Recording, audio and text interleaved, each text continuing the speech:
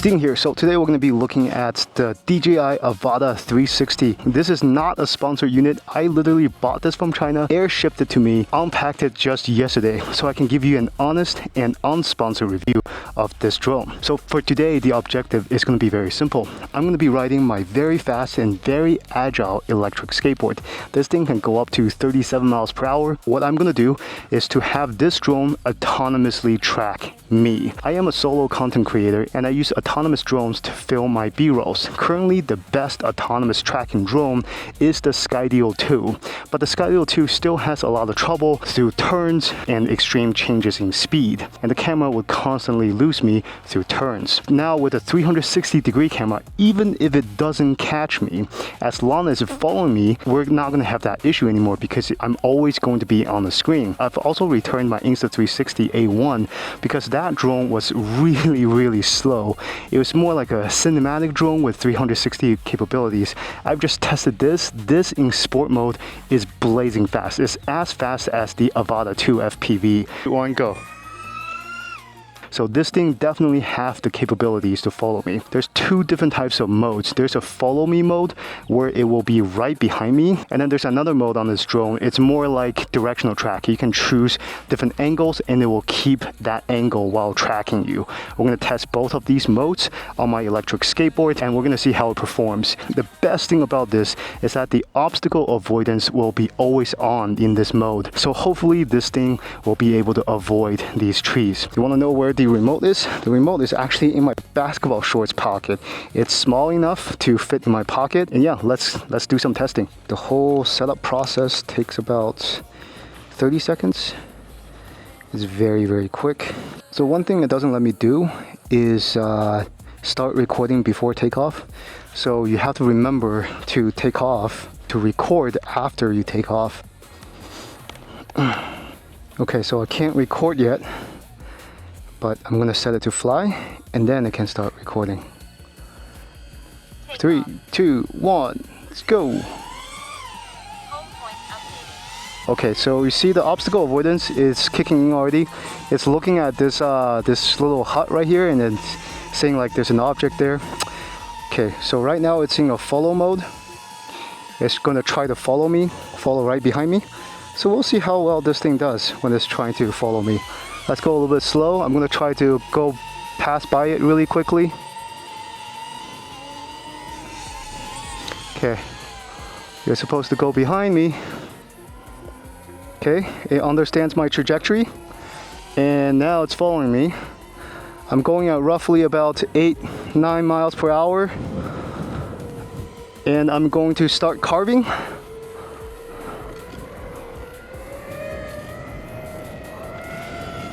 Sharp turn. Can it still track me? Yes. Good job. Good sharp turn.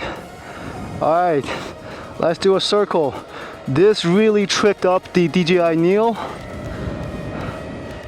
Woo! Circle. Circle. Good tracking. The green box is kind of shaky, but it hasn't lost me yet. I'm now going at roughly 20 miles per hour and it's still tracking me all right. It's just kind of like getting kind of far away now. I'm gonna go a little bit faster now, 25. Okay, I'm about to make a turn and there's a tree in the middle of the turn. Hopefully it doesn't kind of like turn into that tree. Good job. I'm gonna go really fast now. Make that turn. Oh no, don't hit that tree. Oh my goodness, that was close. Okay.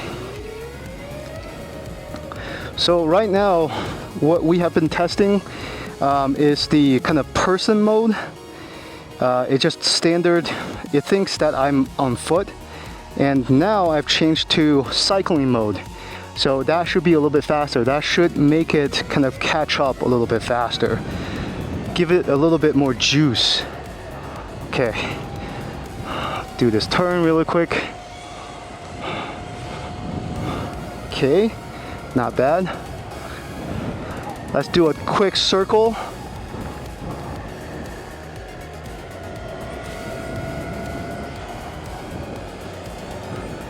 Not bad, hasn't lost me. Let's do a loop around the parking lot where there are trees.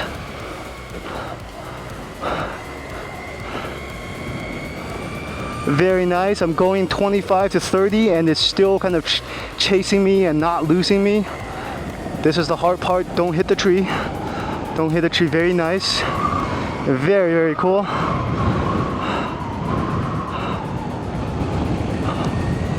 Don't hit the tree. Oh, dude, this tracking is so good. It's so good. So now what I'm gonna do is to kind of draw where the drone should be, and I'm gonna draw it to be like right in front of me. So now it's gonna start doing this arc and position itself right in front of me. Very, very cool. And I think it's a little bit high, so I'm going to ask it to drop down a little bit of height to be at eye level. Okay.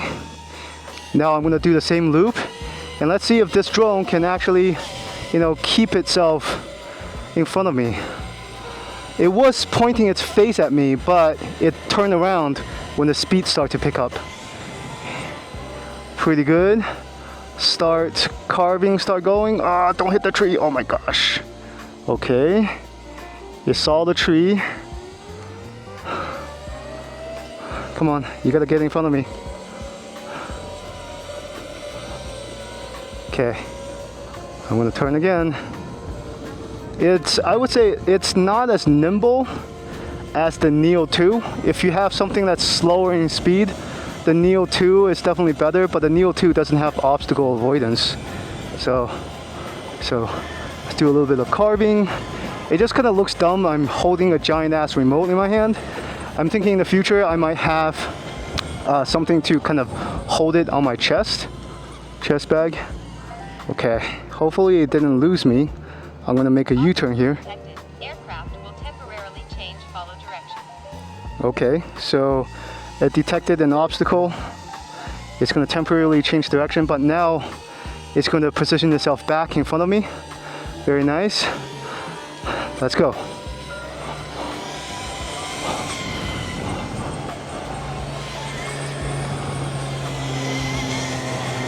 Woo! This is a lot of fun, and the best thing about this drone, oh, don't hit it, don't hit it. Oh wow, holy shit, it definitely hit that tree, but there's no damage, so that's kind of good, I suppose. I can use the remote to guide it, rotate it around me. Okay, I still have 59% battery left, which is nice. Oh man, let me tell you, trees without leaves on it, it's like the bane of obstacle avoidance. It still hit that tree for sure, dude. Tight spaces. Okay, let's go this way. Let's go this way. Yeah. I'm gonna try to look for other options to see if it can be more snappier. It's definitely not as snappy as I think it is, but in straightaways like this, I can definitely create some really, really good content.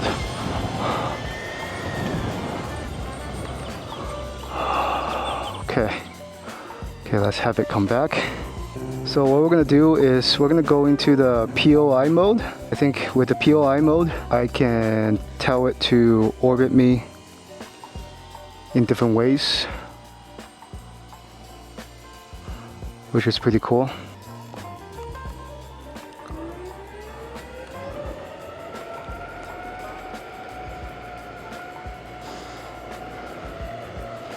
I'm gonna go a little bit slower. It's tracking me all right.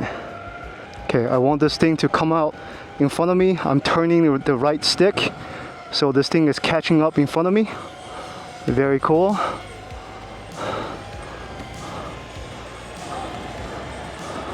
Okay, I want it to go to my left, so now it's going to my left. Very, very cool stuff. Now I want it to come back. There's a Oh, flew into someone else's house. I think it's taking too much of an arc, so it just flew into someone else's house. But both times that I crashed, this thing is so beefy, it just hasn't crashed. Okay, so this is after the first flight. As you can see over here, we definitely cut some grass today, cut some trees today. And we had two mishaps while flying this thing. First one is that it flew into a tree with no leaves in it yet. That part I can understand. It's always very hard and difficult for cameras to see like little tiny twigs. But this thing, because it's so heavy, this is a much heavier drone than the Avata. And because of the protection here, it kind of just plowed through those twigs. Zero problems. And the second part was I was using the POI mode. So basically it's trying to kind of circle around me. And the circle got so big, it left the entire trail, ran into someone's house, and flew into that tree. The good thing is the obstacle avoidance at the last minute kind of saved it from ramming straight into the tree, but it's definitely kind of among the leaves, right? And I have no idea where it is. And then I had to come back and find it. But I guess the good thing is these these propeller guards really protected the drone from a catastrophic failure where it had to drop to the ground. They were still flying, and I was able to kind of back it out of the tree with zero problems. Ultimately, I want an autonomous drone that's able to kind of solo track me, solo film me. As a solo creator, that's very important to me. I'm not just from this first try, I have only one battery. Just from this first try, I don't think it can replace my Skydio 2 just yet.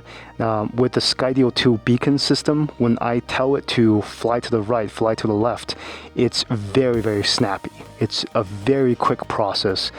For this one, even we're in the POI mode or in the other type of mode, when I try to redirect it, try to tell it to go to my left, go to my right, go to my front, it's a very sluggish and slow experience. And when I'm taking these sharp turns around the parking lot, it is also a very sluggish, a wide turning experience.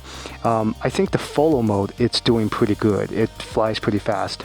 But when in any other mode, in any other directional track, when it's not directly behind you, it takes the widest arc and you need a lot of space to do so. I'm constantly afraid that it's going to run into the wall and run into the tree, even though there's plenty of space. Just from this first impression, if you need something agile, if you need something to track you really quickly, get the DJI Neo 2.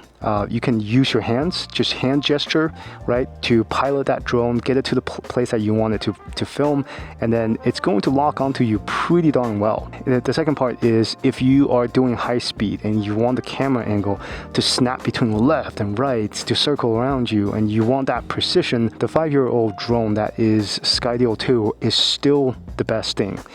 This thing, I think, when I'm weaving in and out between the drone, because of the 360 footage, it's probably going to do really well. But I think for this drone, it's still going to be like, hey, you place it at your 2 o'clock or 3 o'clock, and you leave this drone there, and it's going to kind of it's going to film you really well and center you really, really well because it's a 360 camera. The algorithm is still slow and sluggish. It is not a quick following experience. Best quick following experience right now is still the hover air from a follow standpoint. If the camera is behind you, the hover air does it the best. The DJI Neo is really good at directional track, but not at a very high speed.